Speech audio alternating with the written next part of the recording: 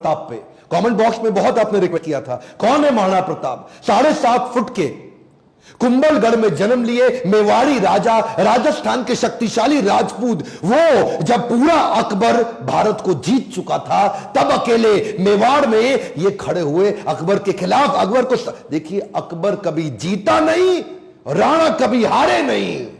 कौन थे महाराणा प्रताप? जब हल्दी घाटी का युद्ध हुआ था 80,000 की सेना थी अकबर की, 15,000 की सेना थी महाराणा प्रताप की। ध्यान दीजिएगा, वो 80,000, ये 15,000। राणा बोलते थे एक आदमी 5 को खत्म करेगा। ध्यान दीजिए, अकबर की सेना में दम था। कम ऑन, अकबर की सेना में दम था, राणा के सीने में दम था। राणा कभी हारे नहीं, अकबर कभी जीता नहीं। शुरू से शुरू करते हैं। 9 मई 1540 को इनका जन्म हुआ कुंभलगढ़ में। महाराणा उदय सिंह और माता जयवंती बाई। माता जयवंती बाई इनकी न केवल मां थी बल्कि इनकी पहली गुरु भी थी। बचपन से इनमें लीडरशिप क्वालिटी इतनी ज्यादा थी कि खेल खेल में ये बच्चों के लीडर बन जाते थे, उनकी टीम बना देते थे, उनके रोल, उनके गोल डिसाइड कर देते थे। और उसी समय अस्त्र शस्त्र, पूरी आर्मी की, मिलिट्री आर्मी की पूरी ट्रेनिंग ले ली इन्होंने। परिवार में कई लोग थे। सिसोदिया वंश में बप्पा रावल, राणा हमीर, राणा सांगा, राणा प्रताप, लेकिन महाराणा केवल राणा प्रताप को बोला गया। देखिए, महाराणा उदय सिंह की दूसरी पत्नियां भी थी। उनमें से एक थी महारानी धीरबाई, जो चाहती थी कि उनका पुत्र जगमाल राजा बन जाए मेवाड़ का, और बाकी पत्नियां चाहती थी कि उनके बच्चे राजा बन जाए। यह था परिवार में टूट फूट।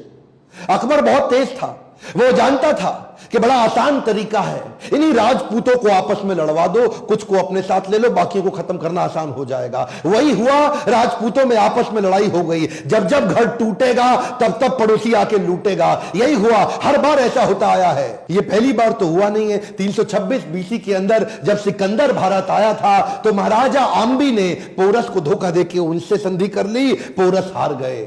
मोहम्मद गौरी कभी पृथ्वीराज चौहान को ना हरा पाते, जयचंद उनके साथ मिल गया, इसीलिए पृथ्वीराज चौहान हार गए। ब्रिटिशर भी हमारे देश में क्या कर लेते, वो तो ग्वालियर के सिंधिया, इंदौर के होलकर, हैदराबाद के निजाम और पटियाला के राजा 1857 में इन्होंने धोखा दे दिया, इसलिए हमारा देश मार खा गया था। और इसी तरह मुगल भी महाराणा प्रताप को कभी हरा नहीं पाते। वो तो जब परिवार टूटेगा तब तब पड़ोसी आके लूटेगा। आमेर के महाराज को इन्होंने अपने साथ ले लिया, टोडरमल को अपने साथ ले लिया, जयसिंह को अपने साथ लिया। इन्होंने परिवार के ही लोगों को तोड़वा के अपने साथ जोड़ लिया। अकबर स्मार्ट था। यहां पे महाराणा प्रताप अकेले पड़ गए, लेकिन भीलों की सेना बनाई। वो जो जंगली भील होते हैं उनकी मदद ली, उनको ट्रेन किया। ये हारे नहीं कभी। महाराणा प्रताप वो आते थे, इनको फिर अटैक करते थे। थोड़े दिन के लिए महाराणा प्रताप इधर उधर निकल करके फिर दोबारा नई सेना बना के फिर खड़े हो जाते।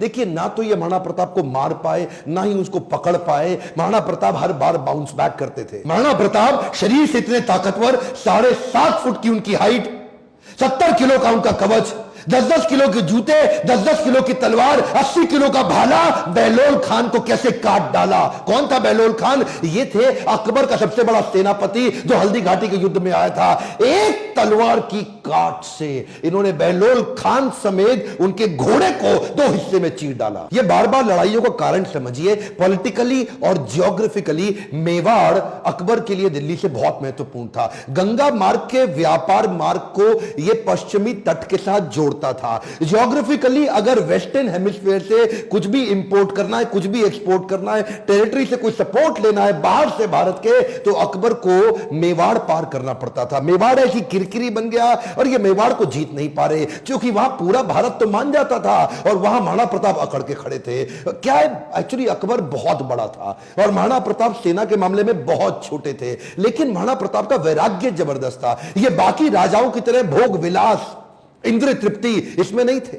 ये बोले कि मैं अपनी सेना के बीच में रहूंगा। ये भीलों के बीच में जाके रहने लगे, जंगल में रहते थे। उबली सब्जी, कच्चा खाना खाना, जमीन पे सोना, पत्तल पे खाना, कोई बिस्तरा ना होना, सर पे छाता नहीं, पैरों में जूता नहीं, आम जीवन जीना उनके साथ। और तभी भील, जितने भील लोग वहां के हुआ करते थे, जंगली आदिवासी, वो उनके साथ जुड़ गए।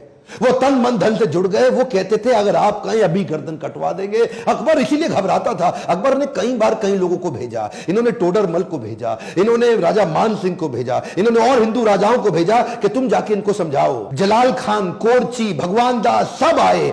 एक्चुअली 8 बार प्रपोजल लेके आए। एक प्रपोजल तो महाराणा प्रताप को क्या दिया कि आधा हिंदुस्तान तुम्हारे नाम कर देंगे, बस मेवाड़ हमारे लिए छोड़ दो, हमारा आधिपत्य स्वीकार कर लो। महाराणा प्रताप क्या जवाब देते? वो तो महाराणा प्रताप है। मारो मेवाड़ी सरदार, मेवाड़ी सरदार नील घोड़ारा अश्वार राणा सुने तो जय जय। जिस पे दो धारी तलवार राणा सुनता जाजो जी। मारो मेवाड़ी सरदार नीले घोड़े रासरार। कितनी सुंदर लोकगीत है। इतने सुंदर, आज भी इनको भगवान मानते। मारो मेवाड़ी सरदार। और ये तो क्या, अब्राहम लिंकन की मां ने उनको एक बार कहा कि बेटा तुम हिंदुस्तान जा रहे हो? बोला हाँ मैं हिंदुस्तान जा रहा हूं, एक काम करना मेरे लिए वहां से कुछ लाते आना। क्या चाहती हो मां? बेटा मैं चाहती हूं कि हल्दी घाटी से थोड़ी मिट्टी लेकर के आना।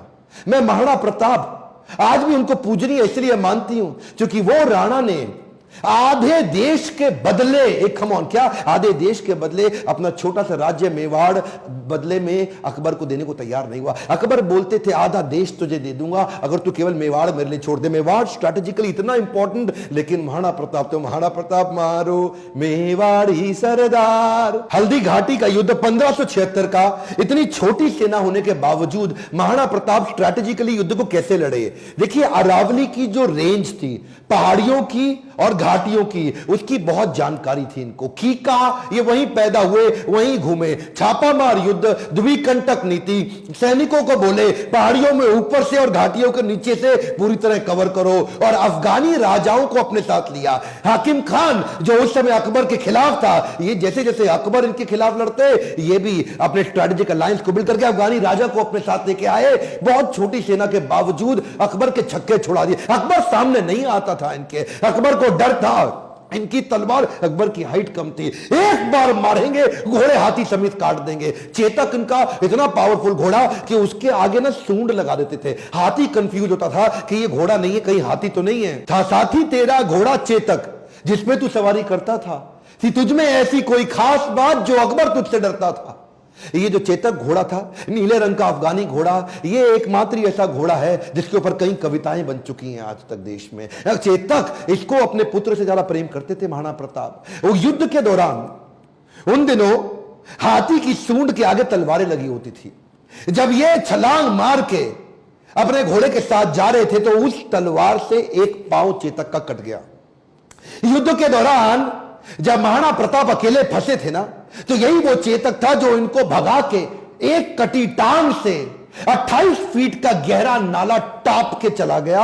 अपने राजा को पहले उसने बचाया और उस छलांग के कारण अपने प्राण त्याग दिए। और केवल चेतक ही नहीं, महाराणा प्रताप के पास एक हाथी भी था जिसका नाम था राम प्रसाद। राम प्रसाद की अहम भूमिका थी हल्दी घाटी के युद्ध में। इस रेख राम प्रसाद हाथी ने कम से कम 8 हाथी अकबर के खत्म कर दिए और कई घोड़े मार दिए। राम प्रसाद की आगे जो तलवार लगी थी वो बड़ी खूंखार थी। अकबर का पूरा फोकस था कि राम प्रसाद को किसी तरह अपने साथ ले जाऊं। अकबर ने 12 हाथियों का चक्रव्यूह बनाया और जो राणा प्रताप का राम प्रसाद हाथी, उसको कंट्रोल किया महावतों की मदद से और उसको किसी तरह अपने साथ ले गए बंदी बना के। ये राम प्रसाद, इस हाथी का बाद में नाम बदल के अकबर ने पीर रख दिया।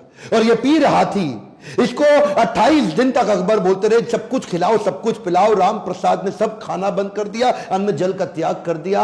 अपने राणा प्रताप से बिछड़ने के दुख में वो ना कुछ खाया ना कुछ पिया। 28 दिन के बाद वो राम प्रसाद हाथी जो कमजोरी के कारण इसने अपना शरीर त्याग दिया। क्या बोला अकबर? अकबर बोला जिस महाराणा प्रताप के हाथी ने मेरे आगे सर नहीं झुकाया, मैं उस महाराणा प्रताप का सर कैसे झुकवा दूंगा। 1580 में अकबर ने फिर ट्राई किया। इस बार अपने अब्दुल रहीम खान खाना, जो उनका सबसे शक्तिशाली सूबेदार, उसको सूबेदार नियुक्त किया इस बार अजमेर में। और क्या बोले, मैं तुम्हें जिम्मेदारी देता हूं कि तुम इस बार मेवाड़ को किसी तरह जीत के मुझे ला दो, मुंह मांगा इनाम दूंगा अगर महाराणा प्रताप को पकड़ लाए। इधर कुंवर अमर सिंह जो कि सेनापति थे महाराणा प्रताप के, उन्होंने अब्दुल रहीम खान खाना को कंफ्यूज करने के लिए शेरगढ़ के पास एक अटैक किया।